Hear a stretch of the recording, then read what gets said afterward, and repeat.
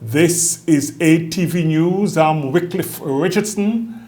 Supervisor of Elections R. Jule Wilson has called on eligible persons to continue to register in preparation for the upcoming general elections, constitutionally due here next year.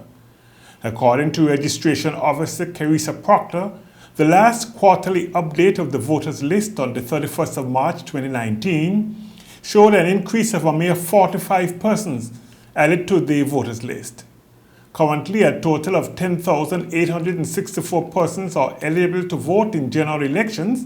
Now, the 2015 figure was 10,909 in the last elections of April 2015. Death, slow response to the registration process, and primarily a lull in the registration process have been attributed to the small increase.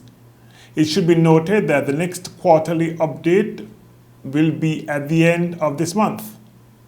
In relation to the low increase on record, District 4, Valley South, accounts for an additional 17 persons, District 3, Valley North, 11, District 1, Island Harbor, 10, District 5, Road North, 8, District 2, Sandy Hill, 4, and District 7, West End, 7. There was no increase in District Number 6, Road South constituency.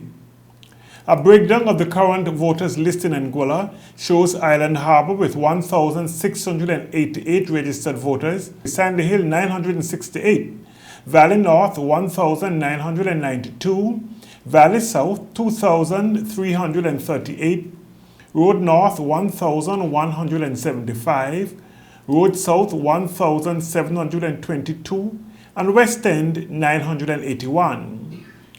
Supervisor of Elections R. Jule Wilson spoke to ATV News about the eligibility for persons seeking to be registered as voters in Anguilla. To be eligible to be registered, persons must be 1, 18 years or older, 2, resident in the electoral district in which the person seeks to be registered, 3, domiciled in Anguilla on the last day of the quarter in which the application to register is made, and 4, one of the following: A British Overseas Territory citizen who was born in Anguilla; B, a belonger of Anguilla who has resided in Anguilla for a period of at least 5 years immediately before the last day of the quarter in which the application is made; and C, a belonger of Anguilla who has resided in Anguilla for a period of less than 5 years, but at least 1 year immediately before the last day of the quarter in which the application to register is made, and who is either a lawful spouse, widow, widower, son or daughter of a person born in Anguilla, or the lawful spouse of the son or daughter of a person born in Anguilla. Parliamentary Secretary responsible for tourism, Cardigan Connor, says the island's commitment to the Caribbean Tourism Organization, CTO, remains steadfast. Connor, along with the chairpersons of the Anguilla Tourist Board, Donna Banks, and Manager Corporate Affairs at the ATB, Shelia Webster, recently attended CTO's Caribbean Week in New York. It was a productive and enlightening week in New York as we were able to share product updates, benefit from a frank and dynamic exchange of ideas on the common challenges we face, and raise the profile of our beloved Anguilla, Connor said. While in New York, Mr. Connor attended a number of events, including a tourism industry forum, the Council of Tourism Ministers and Commissioners meeting, CTO executive meetings at which the future and direction of the organization was discussed, and the Caribbean Marketing Conference, which focused on opportunities for destinations to leverage travelers' growing demand for more authentic cultural experiences.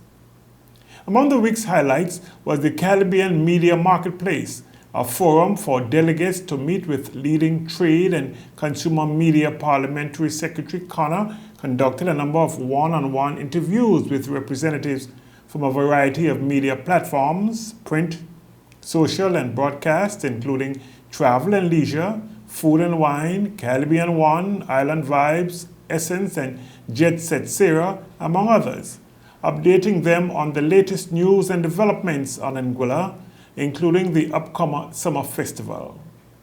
The parliamentary secretary also chaired the Organization of Eastern Caribbean States OECS Council of Ministers Tourism meeting and attended the CTO Tourism Industry Awards dinner, which recognized individuals whose passionate and dedicated work has made a lasting contribution to the development of the region.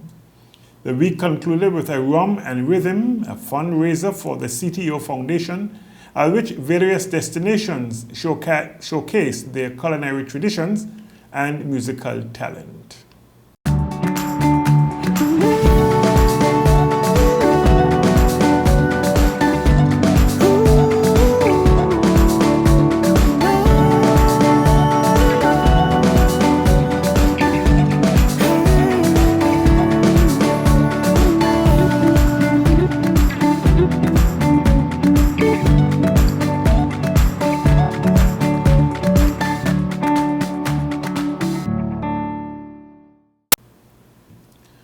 Commissioner of the Royal Anguilla Police Force in Anguilla here, Paul Morrison, QPM MBA, has been awarded the Most Excellent Order of the British Empire OBE in the 2019 Queen's Birthdays list.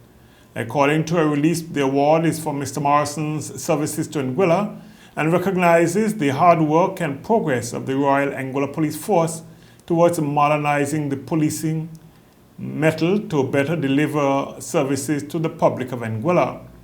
The award also recognizes the wider relationships developed with strategic partners, both internally and externally, to tackle very damaging issues of transnational and serious criminality. Commissioner Morrison spoke with ATV News. My first reaction was I was surprised but very delighted, and it's an extreme privilege and honour to be recognised by this award.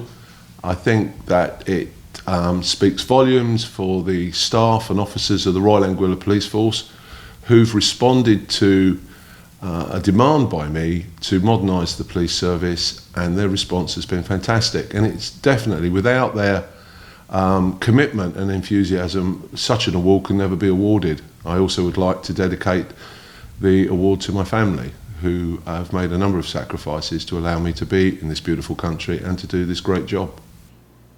Meantime, the police commissioner says although the Royal Anguilla Police Force policing strategy written in 2016, which outlines the direction the force must take, needs to be revised this year, the focus of the force remains the same. That is the reduction of serious crime, with priorities being the protection of people from harm. We're particularly focusing this year on child safeguarding, and we're in the process of writing for the very first time, I think within the Caribbean region, a doctrine, a manual, which will cover the investigation of offences against persons 18 and under, that will bind all parties together, but will set out exactly how these investigations should be conducted, so that the victims are not further traumatised and persons are treated with dignity and respect throughout. Renita Catherine Emmanuel, 29-year-old female of St. James St. Martin, who was arrested and charged for the offences of theft, conspiracy to theft, going equipped to steal, and possession of criminal property, had been granted bail in the sum of $53,764 EC dollars cash bond. Ms. Emmanuel appeared before the Magistrates Court on the 7th of June, where the application was made and granted with one surety. The condition of her bail is that she report to the Valley Police Station every last Friday of each month between the hours of 6 a.m. and 6 p.m. commencing June 28, and Ms. Emmanuel is due back in court in August this year. The Anguilla Electricity Company, ANGLEC, has scheduled a power outage for Monday, June the 17th from 7 a.m. to 3 p.m.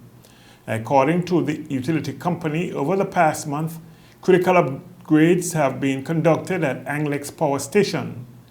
Teams have been working diligently with Wadzilla, an overseas company, requiring a system-wide outage to complete all upgrades before their departure. ANGLEC says that no day is an ideal one for a system-wide interruption, but it appreciates the patience and support and feedback of the public as it works to provide the very best service to Anguilla. ANGLEC has asked customers to make the needed preparations for June 17th outage. President of the Caribbean Development Bank, CDB, Dr. Warren Smith, says the Caribbean was running out of time to achieve the Sustainable Development Goals by 2030. His remark came at CDB's just concluded 49th annual meeting of the bank's Board of Governors in Trinidad and Tobago. We are moving too slowly in doing those things which will ensure that by the year 2030, our region will have delivered on our promise to eliminate poverty and to reduce inequality, said Smith. In his statement, the CDB president noted that a combination of factors such as the volatility of petroleum markets and depressed commodity prices, increased frequency and intensity of natural disasters, business environment, reforms that lag behind other regions, and inadequate fiscal and debt management contributed to growth slowing to less than 1% in the past decade. At the same time, there was a rapid buildup of debt, with 10 borrowing member countries of CDB exceeding the international benchmark of 60% of gross domestic product by the end of last year. Concurrently, the attractiveness of Caribbean countries for investment has declined noticeably, according to data published by the World Bank. And despite the fact that the Caribbean region is off track in delivering on the promise of prosperity and social justice for the people, CDB presidents still believe the 2030 agenda was still achievable. In line with the annual General's Meeting theme of transformation, Smith said, one exciting opportunity for the borrowing member countries to leapfrog to the 2030 agenda is to harness the power of digital technologies that are now part of the fourth industrial revolution. Coming up, the top tour operators are in town and connecting you to Barbados. He's a master of art. Leroy Clark is all about aiming for the summit. Cruising the seas in different forms while competing to be the very best. It's all next on Caribbean Passport on this station. The weather for Anguilla varied up to 8 a.m. Friday. Tonight, partly cloudy with a 40% or a moderate chance of showers. Winds east at 8 to 12 knots, seas not exceeding 6 feet. And the sunrise tomorrow will be 5:37 in the morning. That's news and weather. I'm Wycliffe Richardson.